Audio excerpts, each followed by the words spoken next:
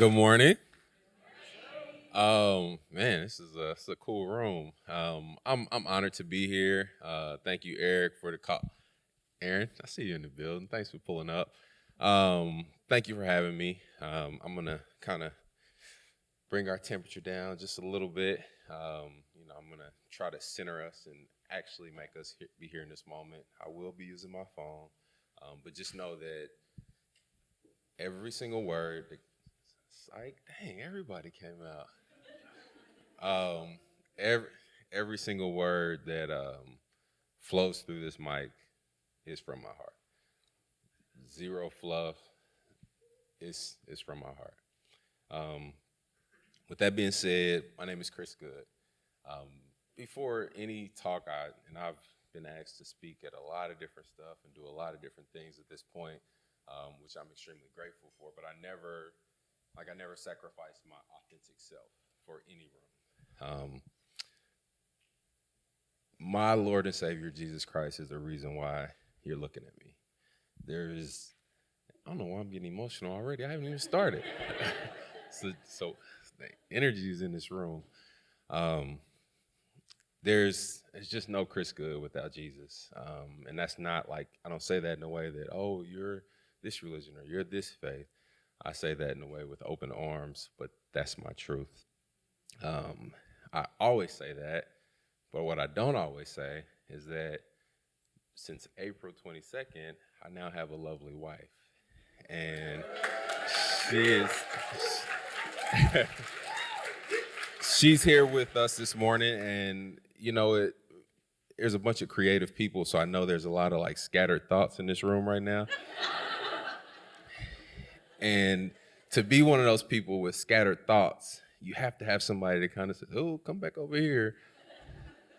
And she constantly keeps me grounded. I call her my flower power because if I give an idea, she'll make it flower. So thank you. Um, in our short time together, I have one singular goal, and that's to peel back the layers of, what you may have seen or may have heard, and allow you to actually get to know me. Um,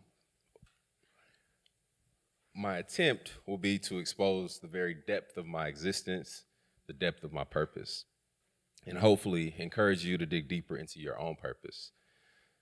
The hardest part about speaking in a room of people that you don't know, which I do know a lot of y'all, is establishing a connection, right? Like an instant connection, a real authentic connection. And I want to allow you to see your story through my story. So before I go any further, and this will be a little cheesy, but if you are not using your eyeballs to operate a piece of equipment to make this event go forth, I want to ask you to close them. And like nobody's too cool for this. So please close your eyes.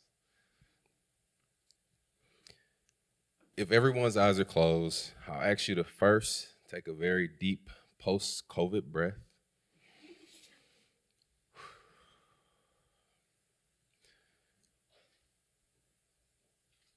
I'll now ask you to think of your grandmother or the matriarch of your family who you were or are most fond of.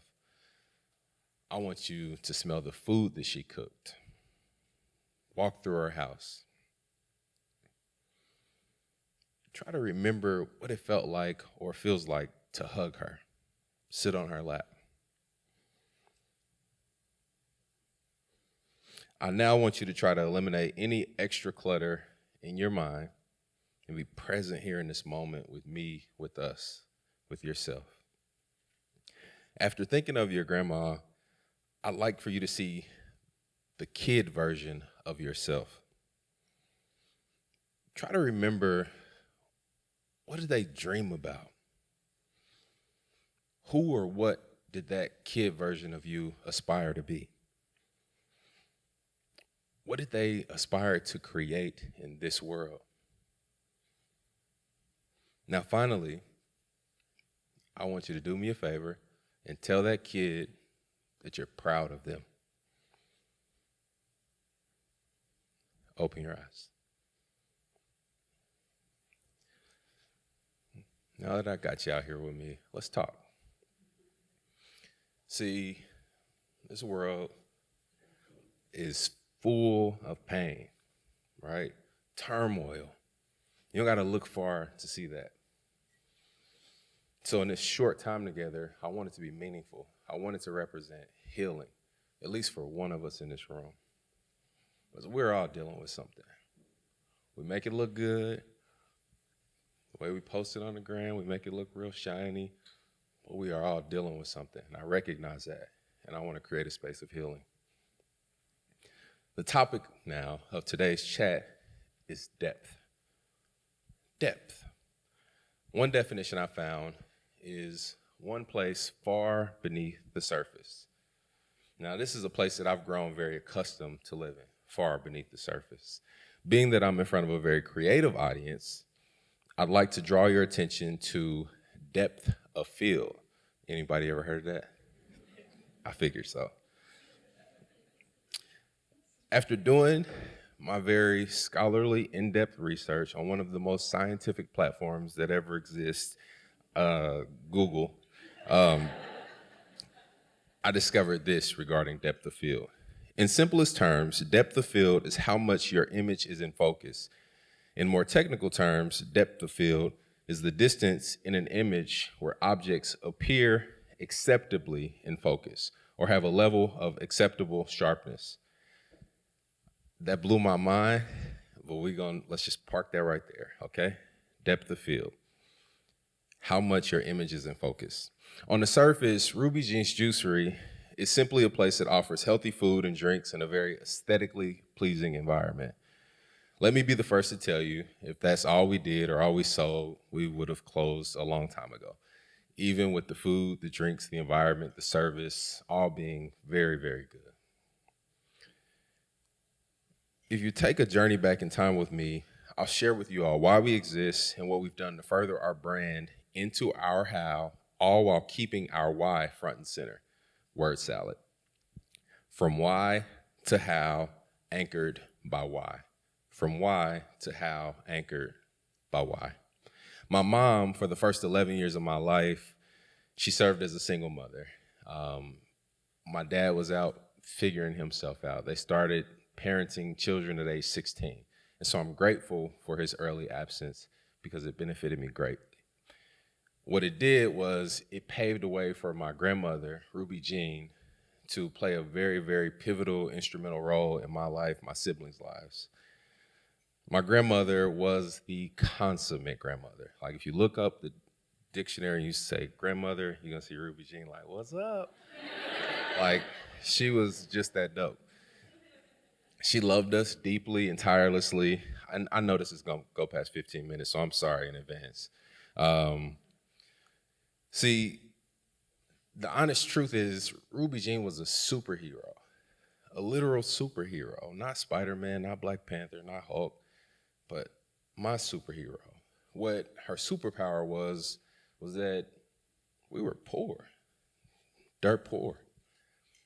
And she had this ability, my grandmother, my mother, and my great-grandmother had this ability to shield us from that reality. And the way they did it was through an abundance of love. That was a superpower. The way that she best displayed that love was through her food. See, Black people, we've got this food that came from the South, that came from struggle, that came from pain and agony, that came from just having to figure it out, and we titled it soul food. And see, soul food is a phrase that I have a big issue with, you know? Is it soul food? Soul food consisted of, for us, fried chicken, fried pork chops, sweet potatoes with brown sugar, butter, cinnamon, everything in them, collard greens with fat back and ham and everything bad in it, all the salt you could possibly put in it, cornbread loaded with butter, and so on and so on and so forth.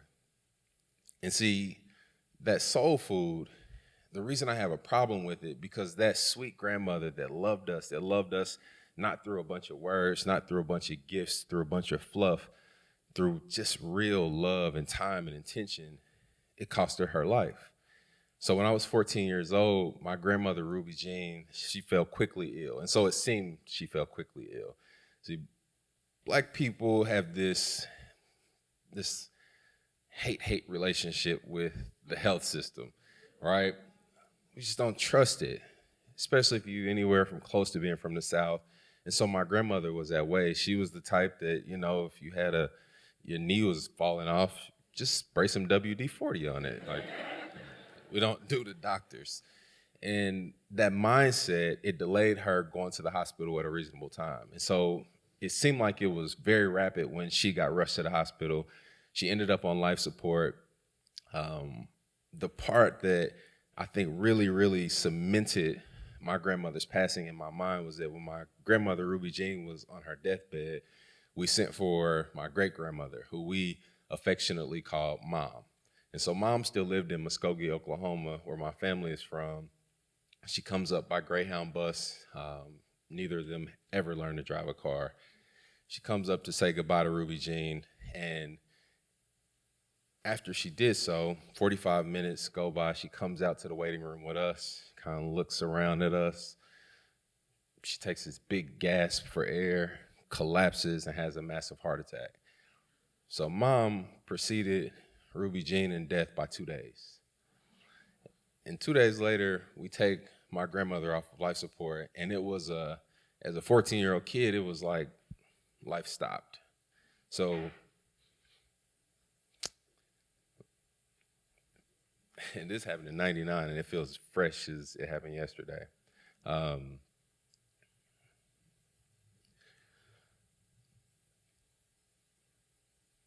The grief that I'm sure many people have experienced, it was something that I never even knew could exist. To see the agony of my mother during that period, it did something to me. It changed me. I carried that grief into being an adult. I promised when they left, I said, you know what? I'm going to show people how amazing they were. Don't know how, don't know when, but I'm going to do it. And so I carried it. And anything I accomplish, I hit my chest and be like, that's for you, Grandma. That's for you, Grandma. I'm going off script. Let's just talk.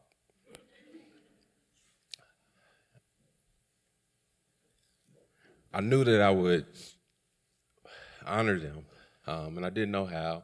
Fast forward, I was traveling for work, so I was a catastrophe adjuster. I was a guy that would, you got hail damage, you come up to your door and say, hey, you got hail damage on your roof, I'd like to walk it, here's a check. Did that across the country. During that period, I had all these points with Marriott, and they, I need a Kleenex. Thanks. I had all these Marriott points, and in my off weeks, I would travel 3 weeks at a time. My off weeks, I would travel to see friends. It's so crazy that I get to tell this story because he's never actually been present when I've told it. But I get to LA, and I'm from Kansas City, meat and potatoes, barbecue, but I'm super excited to be there. I got on my new shades. I'm feeling good, thinking beach, Hollywood Walk of Fame, all that stuff. And so I get there, and my good buddy, Aaron, who was also from Kansas City, now relocated, at some point, he and his roommate, they tell me, oh, man, good to see you. Welcome to L.A. Whoop-de-whoop-de-whoop. We forgot to tell you, we're actually not eating today. The hell? What? Y'all not eating what? And so I'm thinking, instantly my mind is going to cult. They don't leave, run. This is the first time he's ever been in the room. He's actually in the room. And so they go on to explain to me that they're only drinking juice. And this is the 7th day of this process. And I'm thinking, oh, I gotta go. So I ate. The next day, they showed me a documentary. It's called Fat, Sick, and Nearly Dead. Blew my mind. brain blown emoji, right? At the beginning, I'm thinking, let's go to the beach. What are we doing? By the end of it, they showed this guy that well-to-do guy, struggled with his health in many ways, taking over 10 different types of prescription medicine a day. And he finally was like, you know what? I got the best doctors, the best access to healthcare. Nobody's fixing me. So he did his research and he landed on juicing. Fresh fruits and vegetables, that is a very big dog. And I don't know how I didn't see him until now. So, this side of the room. So fresh fruits and vegetables turned into liquid. But he decided to do something radical and do it for 60 days. And so I'm watching this documentary, and this guy was able to change the trajectory of his life in 60 days by drinking fresh fruits and vegetables. And it looked like it sucked. They showed it at the beginning, and by the end, he was like a different person. And it sparked something in me that said, wait a minute, this guy had 60 days and he changed his life. My grandmother lived 61 years, and she never had that moment of clarity, that moment to say, I need to make better choices. I need to go for more walks around my neighborhood. I need to get more sleep, drink more water, anything. It completely missed her. So where my grandmother ate soul food until it killed her at the age of 61, this guy was able to rectify his experience through juice. And so I'm like, oh, there's something to this. And so where I thought they were weird at the end, I'm like, oh, thank you. So I came back to Kansas City and I did a 10-day juice cleanse. Horrible. Horrible. And we sell them, so I'm telling you, it was horrible. First 4 days, one of the worst things I ever experienced, right? My body was like, don't do this to me anymore. I hate it. I don't want to be here. By the end of it, I felt like I could line up for the Chiefs. I felt amazing. And so I got through that cleanse process, and I fell in love with it. I'm traveling for work, so I started going to juice bars across the country, coast to coast, from LA to Manhattan to Austin, Texas, and everywhere in between. And I was just a consumer. I said, oh, this is pretty cool. So then I started to become like the food police for my family. I started to try to evoke change in my family, like, oh, mama, maybe we should stop eating fried chicken and, things like that, trying to curtail the Thanksgiving menu. No more chitlins, things like that. Y'all know what chitlins are? Okay, disgusting. I'm mad I even ever ate those, but I did. And so I'm going through this process, and I'm like, wait a minute, this is actually pretty easy. And my grandma is always front and center. And where it went from being introduced to juice and falling in love with juice, coming to juice bars in Kansas City, I recognized that me as a black man, I never really was viewed as the customer. So people were just looking past me. I was just a transaction. And I had pretty good disposable income, but I never felt that spark. And so I kind of put a mental note in my heart, like, okay, park that. I got burnt out on traveling. I was in a hotel in Schaumburg, Illinois, right outside of Chicago, and I woke up in the middle of the night and I couldn't remember where I was at. And I was like, oh, I can't do this forever. And coming from 39th and Wabash to making six figures, I felt almost ungrateful to even feel that feeling. Like, dude, what are you are doing it. But I started to peruse my heart and ask myself, like, Chris, man, what do you want? Like, what do you want from this life experience? I'm looking around the hotel, looking at my tattoos. I'm like, man, I miss my grandma. Got my traveling blender juicer contraption, like juice, helping people lose weight, like health, juice, grandma, health, juice, grandma, juice, grandma. Juice. And God was like, duh. You want me to text it to you? So I shot up like, oh, snap. I know why I'm here. I know why I exist. So I knew that I was going to honor my grandmother through a juice bar in that very moment. I didn't know the name of it. I didn't know how. I didn't know where. I didn't know any of that. It took me a lot of pursuit of thought. I started to tell my friends, my family, like, hey, I'm going to quit my job and start a juice bar. Pops was like, it's not gonna work. Here's 6 reasons why it's not gonna work. Have a good day. My mama, devout Christian woman, she's like, oh, baby, let's pray. Like, you gonna quit right now? So I went through all this discouragement, and I had to find that place of stillness where it's like, why do you want to do this? And that's when things started to take shape. When I started to be quiet, I started to shut up, stop telling people, like, what do you want to do? And just do it. And so I started to continue to research, and that's when the first location kind of came to my mind. Oh, okay, that's where we're going to do it. That's when the name, so the first name that I had was not so pleasant. It was actually Smooth and Juicy. I didn't used to like telling people that because it's like kind of weird, but I thought it was a hit. Wasn't, so landed on Ruby Jeans, and I'm glad I did.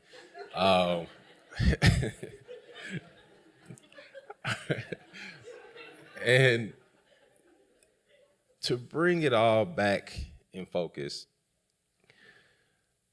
the thing about landing on your purpose, finding something that's really, really meaningful to you is, yes, it should be meaningful to you, but it also should be meaningful to other people.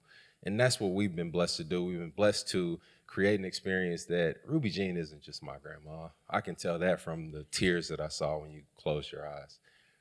Ruby Jean she's our aunt, she's our sister, she's our mother, she's us. We've been able to take that love, that deep-seated passion for doing something that's real, creating a true why, and anchoring it by a how. So how do we do that? We've taken the leverage of Ruby Jeans and the platform of Ruby Jeans, and we've made it go further.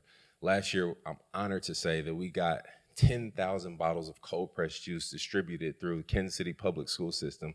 And this is the first time this has ever happened in America. So that's a how from a why. The thing that I'm working on right now, and I'm gonna wrap this up. The thing that I'm working on right now is really, really important to us, is how does juice turn into this? And I still don't know, but I'm just leaning into it. Our first location was in Westport. Our primary flagship location is at 30th and a street currently named Troost. This building that we occupy at 30th and a street named currently Troost, we rented it for 4.5 years. I picked up cigarette butts, I've picked up diapers, I've picked up everything you can actually imagine, and I've taken pride in it. So we've actually tilled this land over and over and over again until we got the opportunity to acquire the building. The reason that I'm proud of this acquisition is bigger than, oh, we own the building. Way back in the day. So if you know where 31st Street is, Operation Breakthrough would be on your right to the east and to the west now. You look north, look east, look west. That land was 365 acres of a plantation, complete with orchards, tended to by 40 slaves. So many, many years ago, my ancestors picked apples and peaches and pears from trees in the most inhumane, undignified manner you could ever imagine, all while being spat on and whipped and having their spouses abused. Picking apples. And so here we are, decades and decades removed, and we have the ability to sell apple juice, sell pear juice, peaches.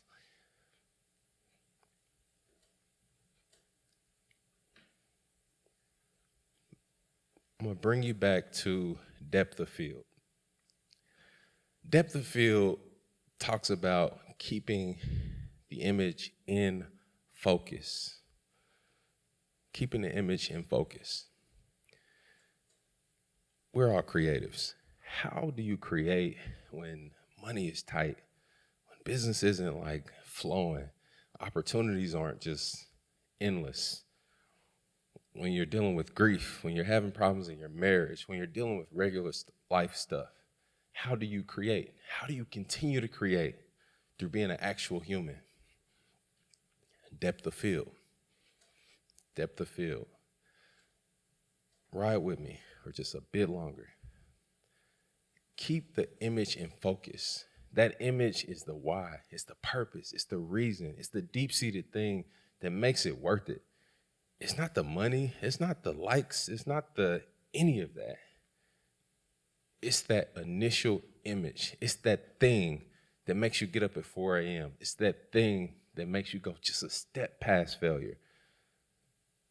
Depth of field